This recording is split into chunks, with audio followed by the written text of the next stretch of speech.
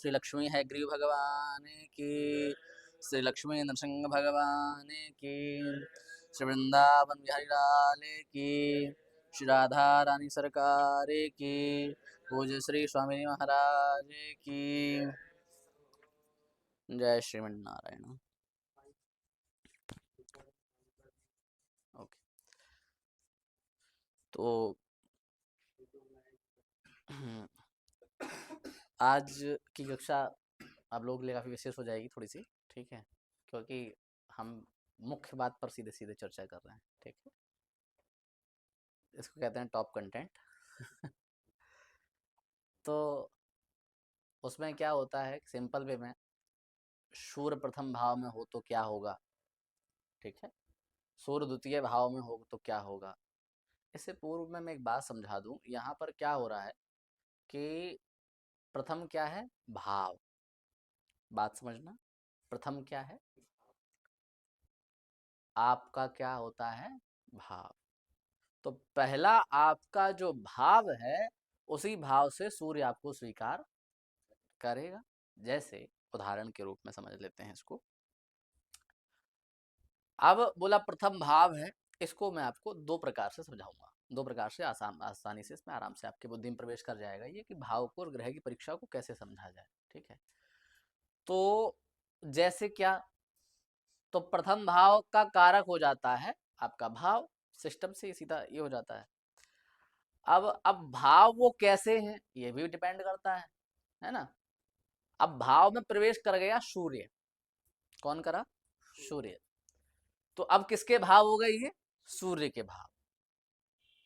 पहले भाव के भाव में क्या क्या देख, व्यक्तित्व के प्रत्यक्ष रूप से साकार आकार प्रवृत्ति प्रकृति जो देते हैं वो, शारीरिक संरचना कांति स्वभाव को नियंत्रित करने की क्षमता आदि देते हैं, आत्मविश्वास निर्णय शक्ति पर प्रभाव डालते हैं, ग्रह शुभ हो तो स्वास्थ्य और ऊर्जा प्रदान करते हैं, अशुभ हो तो दोष और व्याधि बढ़ती है, ठीक है।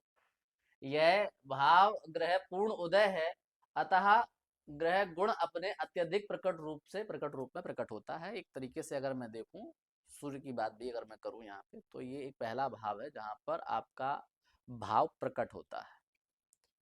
प्रकट क्यों कह रहे हैं यहाँ पे, क्योंकि व्यक्ति अपनी इच्छा को जाहिर करता है, प्रथम भाव वही है, ठीक है। अब इसमें क्या हुआ, उदाहरण के रूप में समझने का प्रयास करते हैं। अच्छा बताओ, मित्र कौन से भाव से देखते हैं, पड़ोसी तो बताए थे, हाँ, 11th हाउस से मित्र देखते हैं, 11वें भाव से, ठीक है। अब अपने अपनी कुंडली पे विचार करना कि आपके मित्र कैसे, ठीक है। अब कैसे विचार करना है, मैं ग्रह और भाव को समझाने का प्रयास कर रहा हूं, समझ जाएंगे आराम से, कोई दिक्कत नहीं है। बहुत बढ़िया बात है।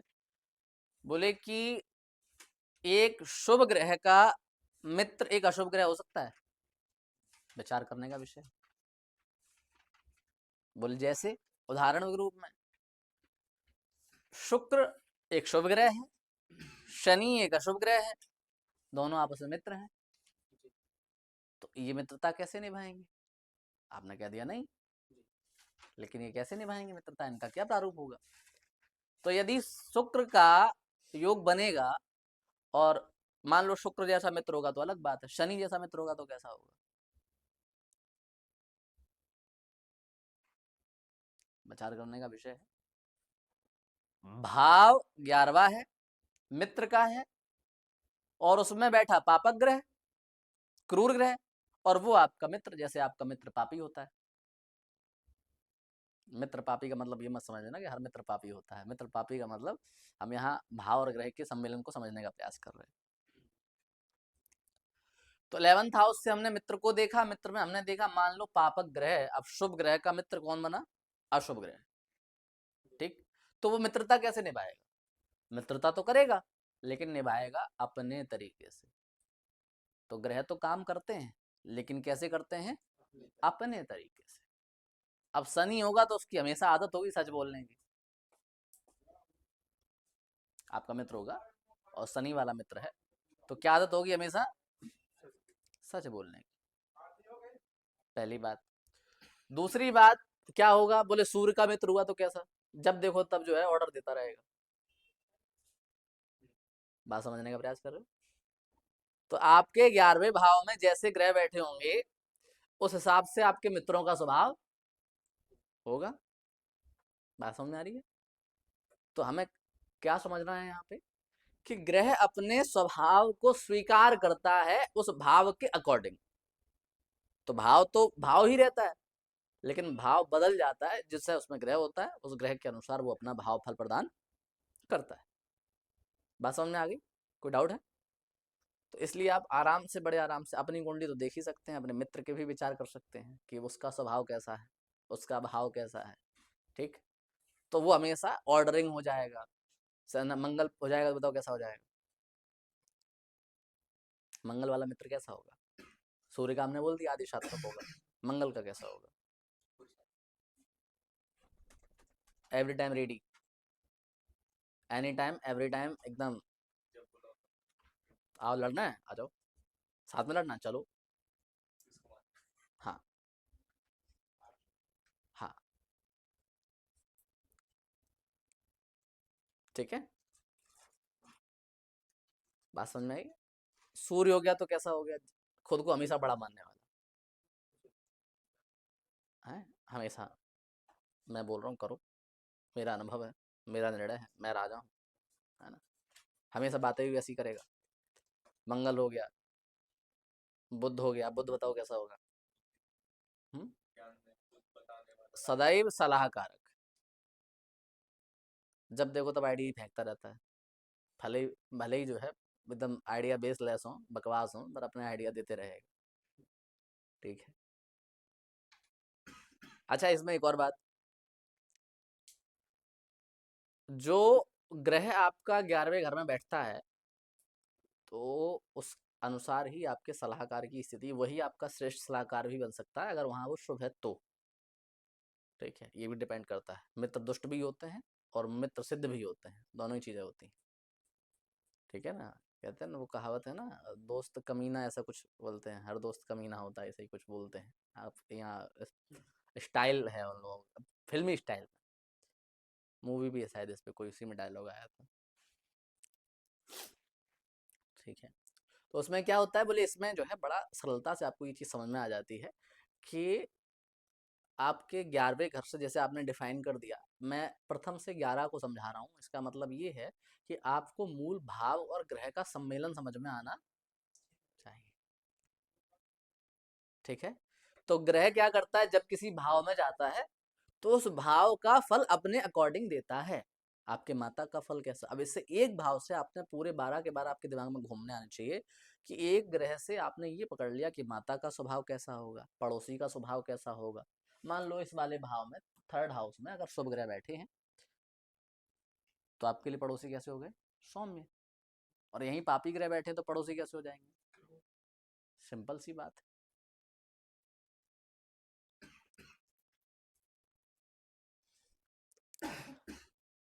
तो इस प्रकार से हम इसको देख सकते हैं।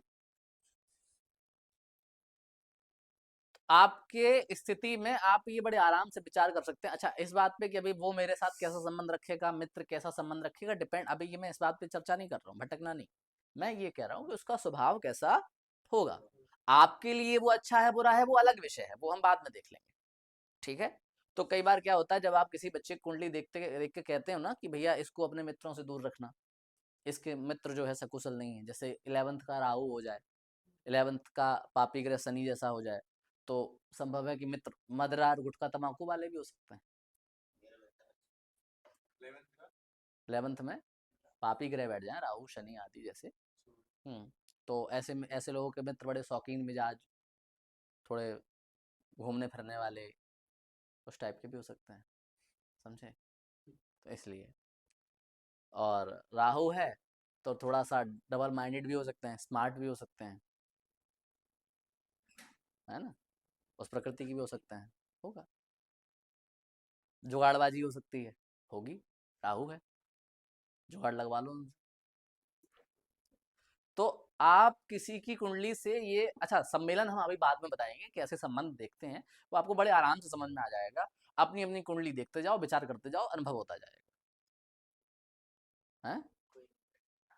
अब बात आती, कोई नहीं बैठा, तो फिर मित्रों की संख्या कम है। लेकिन बोले ऐसे नहीं कह सकते, अगर कोई नहीं बैठा तो इसका मतलब ये नहीं कि मित्रों की संख्या कम हो जाएगी, ऐसा नहीं। बोले क्या होगा? बोले जो उसका स्वामी होगा वो कहाँ बैठा है, कितने के साथ बैठा है, उस पर बात आ जाएगी। फिर उसके बाद 11 भाव पर कौन कौन देख रहा है, इस पे बात आ जाएगी।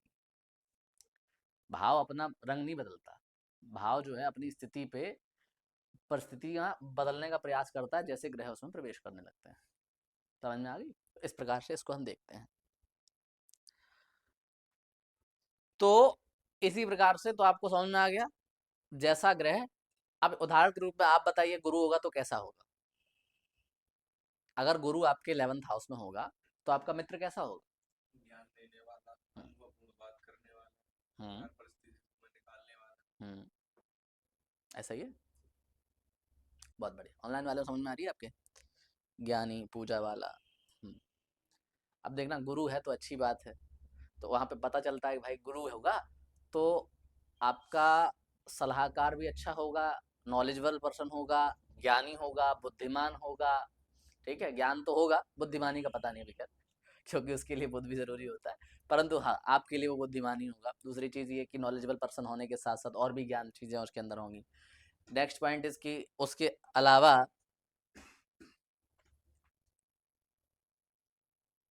ठीक है, देखो पुस्तक का पढ़ने से आपको पुस्तक में ये वाले विषय नहीं आते इतनी जल्दी। ठीक है, ये विषय समझने के हैं। पीडीएफ आपके सामने, इसको पढ़ते रहना, मैं समझा आपको ऐसे ही दे रहा हूँ। ठीक है, क्योंकि हमारी भाषा जो समझाने की है मुझे लगता है इससे बहुत ज़्यादा सरल है। ठीक है, क्योंकि ये तो बड़ा अटपटा है, मैं खुद पढ़ने लगता हूँ इसको तो मेरा दिमाग खराब हो जाता है, मैं तुमको क्यों पढ़ाऊँ। ठीक है, तो इसलिए जो है समझने का अपना अपना तरीका, पढ़ के शांति से समझ लो और फिर आपको शांति से समझा दो, ये विषय है। ठीक है, फिर भी इसके रूप में भी समझाएंगे।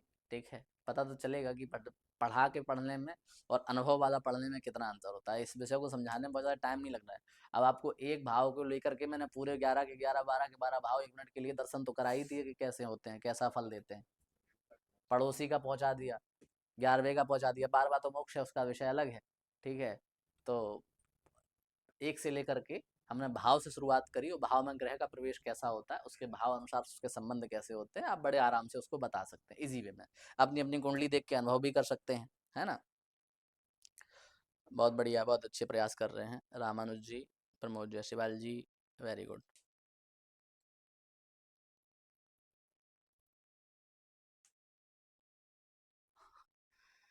गुरुजी आप मेरे हस्बैंड के फेवरेट हैं, ऐसे गुरुजी कहीं नहीं देखे। चलो अच्छा है, कृपा है भगवान की। तो अब इसमें जो है और भी बात सारी बहुत सारी हो जाती हैं, अब विचार करने के विषय हैं। तो मैंने क्या कहा, भाव प्रथम हुआ, यानी आप स्वयं हो गए। ठीक है, प्रथम भाव हुआ, आप स्वयं हो गए, स्वयं में ग्रह प्रवेश किया, जो भी ग्रह प्रवेश किया उस ग्रह की अवस्था और स्थिति जैसे ही उसमें प्रवेश कर रही है, ठीक है, उसी के अनुरूप आपका स्वभाव चालू हो रहा है।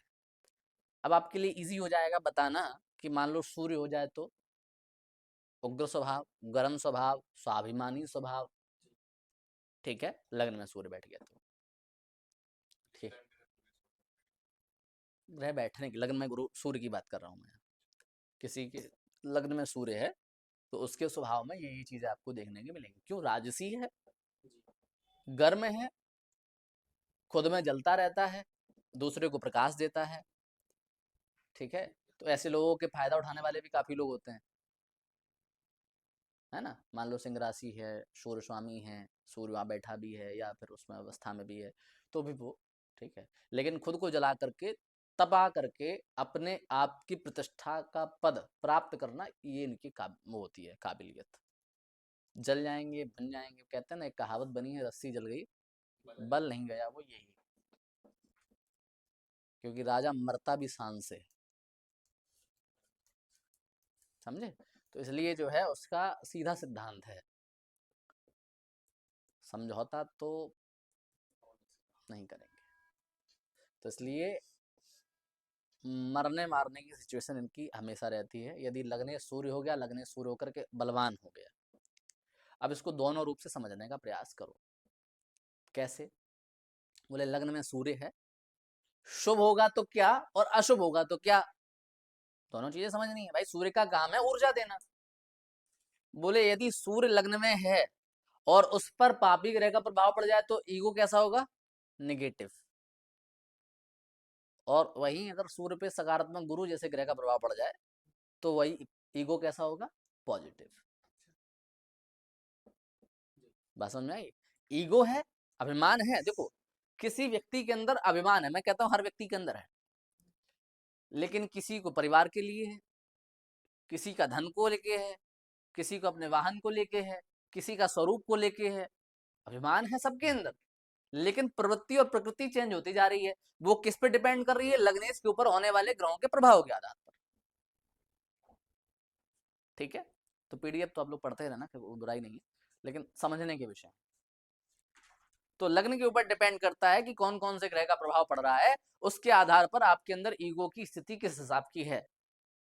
ईगो आपको बुद्धि भी देता है, ईगो आपको गुरु भी देता है। ठीक है, एक दिन ऐसी विचार करने की विषय की बात है, ध्यान क्रिया केंद्र। ठीक है, तो अब क्या हुआ कि ये क्या स्विच ऑफ हो गया? हाँ, नहीं नहीं, सोने दो, कोई बात नहीं। ठीक है, अब जो क्या हो गया कि सिंपल विषय है कि किस परिस्थिति से कैसी स्थिति से क्या क्या प्राप्त होता है ना। अब उसको पकड़ना कैसे था? तो सिंपल तरीका था, सीधे सिद्धांत की बात थी कि लग्न पर बैठे ग्रह, उसका प्रभाव, और वही मैंने आपसे कहा था, भाव, अभाव, प्रभाव और स्वभाव, उसी से आपकी प्रकृति बनना चालू होती है। ठीक है,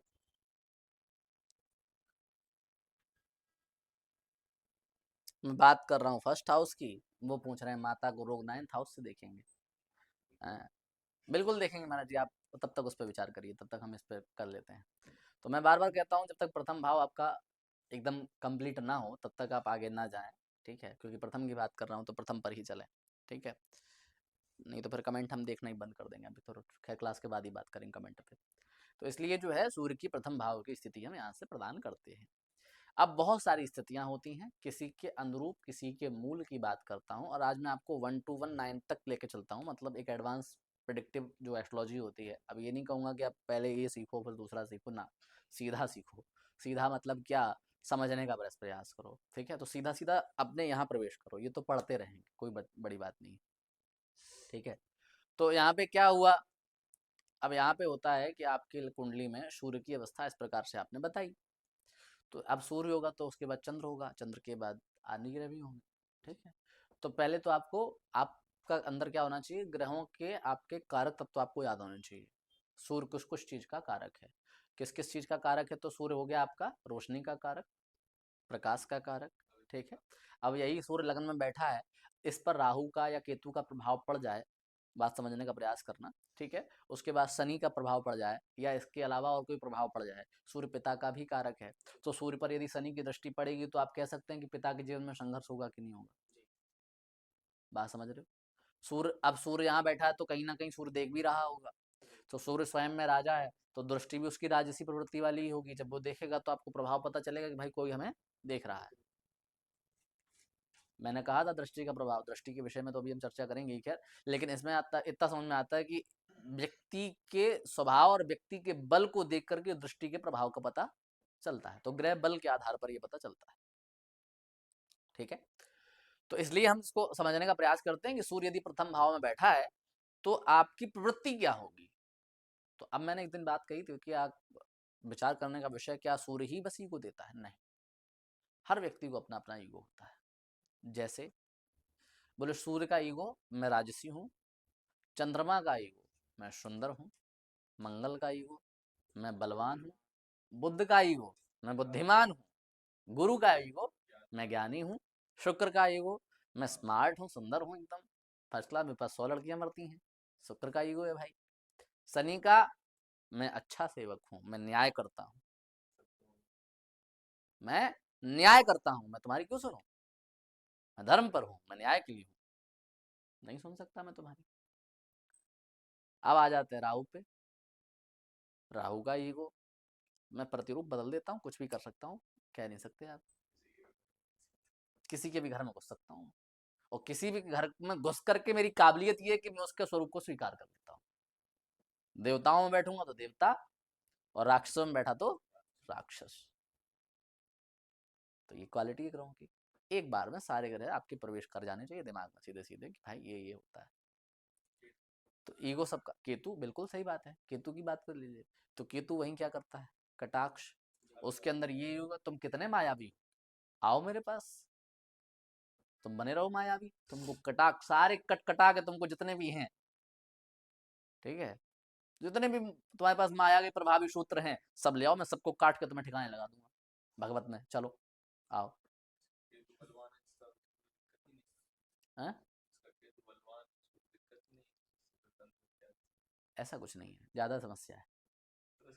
हाँ, क्योंकि राहु केतु ऐसे ग्रह हैं जो दूसरे मार्ग को, अब राहु केतु की आप बात कर रहे हैं, प्रेत से कनेक्शन हर ग्रह का है। बात बहुत मजे की है, समझाऊंगा आगे। प्रेत से कनेक्शन हर ग्रह का है, प्रेत कौन सा है यही बताते हैं, ग्रह बता देते हैं। पीढ़ी कौन सी है ये बता देते हैं, प्रेत कौन सा है ये बता देते हैं, तंत्र कौन सा हुआ ये बता देते हैं। समझने की प्रक्रिया है। आप बुध को क्या मानते हो, राजकुमार है, सरल है, सौम्य है, शुभ है, लेकिन बुध भी प्रेत से दिखाता है संबंध, इसको आगे बताएंगे आगे, क्योंकि अभी जो है भटक जाओगे। तो इसलिए जो है ये बहुत आगे का, बहुत टॉप लेवल का विषय है, लेकिन बताऊंगा ऐसा नहीं है, क्योंकि लोगों को आप देखेंगे कि कुंडली में बुध की दशा है, ठीक, बुध की महादशा में वाह वाह वाह वाह बहुत बढ़िया बात है, और बुध की में राहु आ जाए, बुध में केतु आ जाए, शनि आ जाए, बुध में राहु, बुध में शनि, शनि में राहु, समझ लीजिए, ठीक, आ गया। अब वो जो प्रेत आएगा वो उसी प्रवृत्ति का आएगा,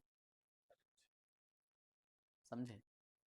तो दशानाथ के स्वामी के आधार पे ये क्लियर होता है, बहुत बड़ी बात नहीं कह रहा मैं, प्रश्न कुंडली उठा लीजिए, अभी विचार का विषय है, सुन लो और छोड़ देना, क्योंकि मैं जबान पे आई बात को फिर वापस नहीं लेता ठीक है। तो इसलिए क्या होता है, बोले प्रश्न कुंडली पे इसी बात को लेके पकड़ लीजिए, अगर वहां बुध का कनेक्शन बनता होता है तो आप लीजिए, आपका संबंधी आपके ऊपर तंत्र करने वाला होता है, इतनी बड़ी बात है। और प्रेत बाधा भी दिखाई देती है उसी में। तो हर ग्रह का संबंध प्रेत से होता है, पर इसको समझने की जरूरत है, ठीक है। केतु और राहु मोक्ष कारक भी माने जाते हैं, राहु मोक्ष का कारक माना जाता है, राहु साधना का कारक माना जाता है, समझे। मेरी जितनी साधना हुई सब राहु की महादशा अंतरदशा में, जितनी भी विशेष जितनी साधना करी, और आज तक राहु दशा साधना कराती है, कारण क्योंकि वो है मोक्ष और साधना का कारण।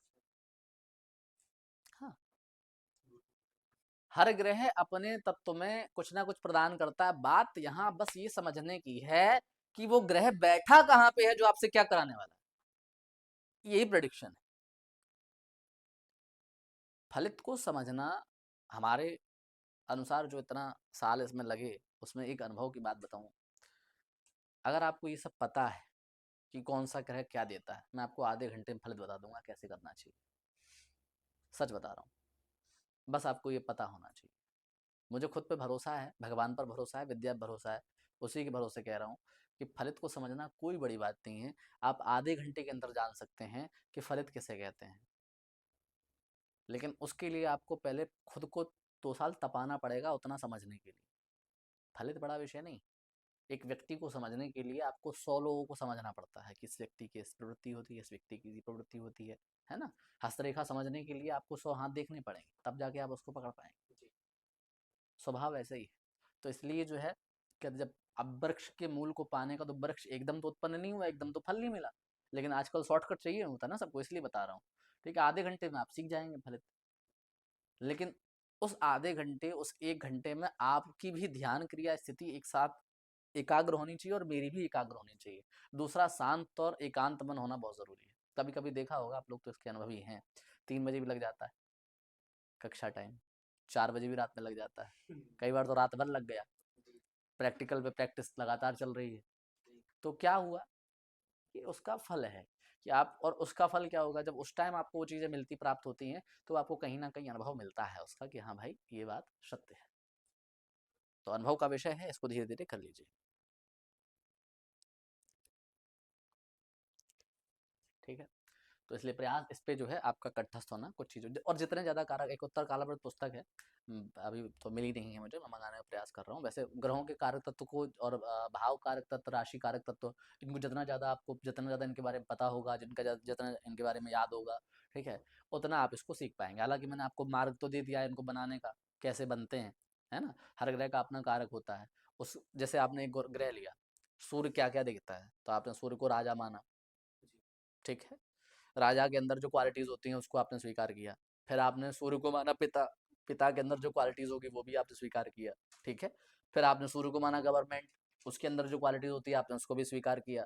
फिर आपके अंदर होता है, तो यही आपकी स्थितियां, ग्रह स्थितियां हैं, इन्हीं को आपको समझना है। बाकी तो सब अपने आप होता है, कोई बड़ी बात नहीं है। फलित करना कौन सा तीर मारना है, लगता ही है बस कितना बड़ा हो गया। 2 बार 4 बार गलत बोलोगे, इससे ज्यादा क्या होगा। हमने गलती नहीं करी क्या। हाँ, बड़ी गजब की बात, पहली कुंडली जब देखी, शान से कहता हूँ कि जब पहली कुंडली देखी, और मेडिकल वाला व्यक्ति था, सबसे पहली कुंडली, मुझे ज्योतिष का जा भी नहीं आता था, मुझे पता भी नहीं था ज्योतिष, बस मुझे इतना पता था मंगल शरीर देता है ठीक है, और उसके अलावा कुछ नहीं पता था मुझे। मैं गया मेडिकल वाले के पास, बोला गुरु जी कुंडली देख लो, हमने लाओ हमने देखी देख, मैं उसी समय खुद को ज्योतिषी मानने लगा था, भले ही कुछ भी बोल रहा हूँ, ठीक है। मैंने कुंडली देखी, प्रथम कुंडली देखी, और कुंडली देखने के बाद जो है आपको बोल दिया कि भाई ये सारी कहानी है, राष्ट्र में गुरु जी एक भी बात सही नहीं थी मैं हंसा और चला आया वहां से। हालांकि वो जो मेडिकल वाला बहुत अच्छा व्यक्ति था, उसने जो है, और बड़ी गजब की बात ये रही कि उसी कुंडली से मैंने ये अनुभव ले लिया। फिर उसके बाद जब 1 साल बाद जब उसी कुंड वहीं गया, उसी की वहाँ के उसी बच्ची का हवन करके आया, उसी कुंडली देख के आया, और तब बता के आया तो सब सही बता के आया था तो ये अलग स्वभाव है, तो इसका अपना अनुभव है। तो उसमें जो है ये समझ में आता है कि भाई इसको गलत से ही सही का मार्ग खुलता है। आज गलत दरवाजा खोलोगे तो कल ये भी सोचोगे यार ये गलत खोला, अब सही खोला जाए। उसमें नर्वस होने का सिस्टम और ये सब नहीं होता, ठीक है। बहुत सारे अनुभव ऐसे मिले एस्ट्रोटॉक पे काम करते टाइम, ठीक है, जो कि आपने देखा कि गुरु जी केतु की दशा जो है हमेशा डिटैचमेंट कराती है, केतु डिटैचमेंट का कारक है। मैं भी आपको ये बताऊंगा, शास्त्र भी यही बता रहे हैं कि केतु डिटैचमेंट का कारक है, ठीक है। लेकिन केतु ऐसे डिटैचमेंट का कारक है कि वो अच्छे खासे प्रेम को पैचअप करा देता है। जो लव अफेयर होते हैं उनका जो ब्रेकअप हो गया और केतु में पैचअप हो गया, केतु में प्रेम मिल गया, केतु में शादी हो गई, बताइए क्या करेंगे इसका। केतु सारी दशा में शादी नहीं हो रही, आप बोले शुक्र की दशा में शादी हो रही है, शुक्र की दशा में रिश्ते आएंगे, रिश्ते आ रहे केतु की दशा में, शादी हो रही केतु की दशा में। और जबकि आधे से ज्यादा, इवन 99% ज्योतिषी ऐसे कहते होंगे। अब मैं एक राज आपके सामने खोलने वाला हूँ, ऐसा होता है क्यों, ऐसा क्यों। मान लीजिए प्रकृति काम कैसे करती है, नियति काम कैसे करती है, उसका जादू देखिए। आपकी कुंडली में दशा कौन सी चल रही है, कह रहे यजमान का व्रत करना है, दशा आपकी बताओ कौन सी चल रही है। उदाहरण, केतु की चल रही है, आपके पास जितनी कुंडली आएगी सब केतु वाली। आपके ऊपर तंत्र है, आप प्रेत बाधा से घिरे हुए हैं, जितनी कुंडली आएगी सब तंत्र प्रेत बाधा, पक्की बात है। जितनी कुंडली आएगी सब में कहीं ना कहीं वो निकल के आएगा। आप उस ग्रह के अंतर्गत दशा में है, आपके पास जितनी कुंडली आएगी, सूर्य से, आप सूर्य की दशा में चल रहे हैं, सूर्य से पीड़ित कुंडली आपके सामने आएगी। आप चंद्र की दशा से पीड़ित चल रहे हैं, चंद्रमा कुंडली। प्रकृति क्या होता है, जब आप ज्योतिषी की नैया पे सवार हो जाते हैं, ज्योतिषी बन जाते हैं, तो चीजें चलना चालू होती हैं।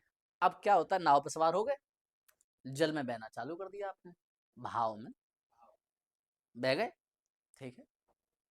अब क्या हुआ, भाव में बहने लगे, और जब बहने लगे तो क्या हुआ, तो भाव की परिस्थिति में जैसे जैसे आप बहते हैं, तो जैसे भाव मतलब दशा,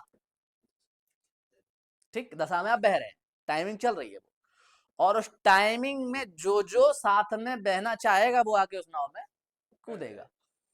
अब नाव अगर आपकी पार है तो आप उसको ही पार लगा दोगे, और आपकी नाव डूब रही तो आप उसकी बिड़वा दोगे। तो इसलिए जो है आपकी ज्योतिषी में सबसे बड़ा ये होता है कि आप स्वयं को शांत रखो। हमने अपने जीवन में नियम बनाया लिया है कि हम एक दिन में एक कुंडली या दो कुंडली से ज्यादा नहीं देखेंगे। है भाई, स्पष्ट है, ले रहे हैं दक्षिणा 3100 ले रहे हैं, 5100 ले रहे हैं, ठीक है, यूके वालों को तो 11,000 भी ले रहे हैं, लेकिन देखेंगे, एक देखेंगे, और जब तक वो संतुष्ट नहीं होगा पूर्ण रूप से फलित करके उसको भेजेंगे शांति से। और उस समय जब प्रेडिक्शन चलती है ना कसम से, ये भी हृदय प्रसन्न होता है और सामने वाले का भी हृदय प्रसन्न होता है। उस समय उससे पूछने की जरूरत नहीं पड़ती कि तुम क्या पूछने आए हो ना, तुम बस कुंडली दो, बाकी हम सब बता देंगे। यही मैं आपको समझाना चाहता हूँ और यही सिखाना चाहता हूँ, समझे, यही रिसर्च कर रहे हैं। इसलिए आपको बहुत शांत से, बहुत हृदय से, बहुत सरलता से धीरे धीरे करके चलना है, और कुछ नहीं करना, समझ गए, ठीक है। चलिए अब उसमें क्लास कम हो जाए, क्लास ना हो, हमको पता है कि आपको जो है जब देना होगा, जब समय दिलवाएगा, तो किसी दिन वो 1 घंटे क्लास ऐसी होगी जिस दिन आपके अंदर जो है स्वयं से ज्योति जागृत होना चालू हो जाएंगी, जिसमें आप कहते हैं अब मुझे बोलने की दम आ गई है। वो हम नहीं देंगे, वो प्रकृति आपको देगी, और इसी समय में दे देगी। जैसे जैसे जिसकी दशा एक्टिव होती जाएगी वैसे वैसे उसको प्राप्त होता जाएगा। ये सब आपके नियति पर निर्भर करता है। अब गुरु का काम केवल इतना होता है कि उस पर दृष्टि डाल रहा हो, और सबका गोचर में, दशा में, और वो क्लास जब होगी ना, आप सबकी नियति देखेंगे उस दिन, सबकी कुंडली लगाऊंगा मैं उस दिन, गोचर में, दशा में, अंतरदशा में, सूक्ष्म में, कहीं ना कहीं वो कनेक्शन बन रहा होगा, ये पक्की बात है।